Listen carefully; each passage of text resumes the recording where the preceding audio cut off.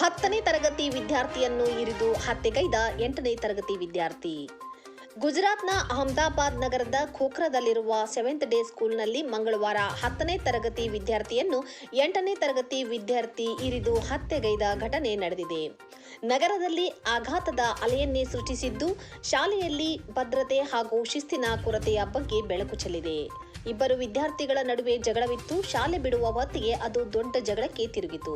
ಶಾಲೆಯಿಂದ ಕೆಲವೇ ಹೆಜ್ಜೆಗಳ ದೂರದಲ್ಲಿರುವ ಮನಿಯಾಶಾ ಸೊಸೈಟಿಯ ಗೇಟಿನ ಸಮೀಪ 8ನೇ ತರಗತಿಯ ವಿದ್ಯಾರ್ಥಿ ಹರಿತವಾದ ಪ್ರಯೋಗಾಲಯದ ಉಪಕರಣದಿಂದ 10ನೇ ತರಗತಿ ವಿದ್ಯಾರ್ಥಿಯ ಹೊಟ್ಟೆಗೆ ಇರಿದ ಎಂದು ಮೂಲಗಳು ತಿಳಿಸಿವೆ.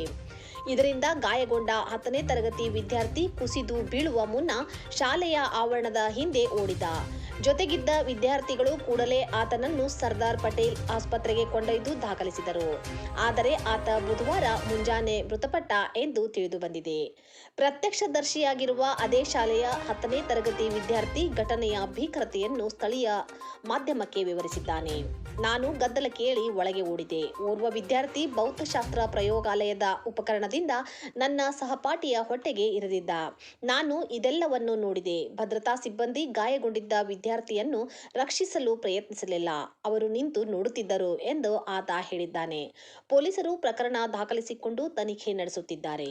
खोखरा पुलिस स्टेशन विस्तार में कल जो 7 डे क्रिश्चियन स्कूल है, यहाँ पे एक इंसिडेंट बना था जिसमें क्लास 10th के एक स्टूडेंट ने दूसरे स्टूडेंट को चाकू मार दिया था। इसमें खोखरा पुलिस ने कल कार्रवाई करते हुए अटेम्प्ट टू मर्डर की FIR दाखिल करी और जो इसमें कायदे के संघर्ष में जो बालक था, जो अक्यूज के रूप में था, उसको पुलिस द्वारा डिटेन किया गया और जो एक्ट के अकॉर्डिंग कार्रवाई पुलिस द्वारा की जा रही थी। मीनवाइल नाइट में जो इंजर्ड स्टूडेंट था उसकी डेथ हो गई। तो सिंधी समाज के लोग, स्टूडेंट जो थे उसके फैमिली के लोग और यह स्कूल में जो पढ़ने वाले बाकी बच्चे हैं उनके पेरेंट द्वारा यहाँ स्कूल में भीड़ इकट्ठा जो हुई, उसकी वजह से जो कानून व्यवस्था का प्रश्न पैदा हुआ, उसकी वजह से सफिशिएंट संख्या में फोर्स खोखरा पुलिस विस्तार में स्कूल में रखी गई है।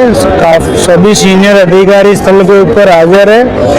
पुलिस के आने के बाद सभी मीडिया के मार्फत से हम सभी लोगों से रिक्वेस्ट करते हैं कि हम सबको कानून व्यवस्था में सहयोग करना चाहिए। जितनी भीड़ कम होगी, पुलिस उतनी अच्छी तरीके से इस इन्वेस्टिगेशन को आगे बढ़ा पाएगी और जितने भी लोग इसमें एक्यूज हैं उनके विरुद्ध योग्य कार्रवाई की जाएगी।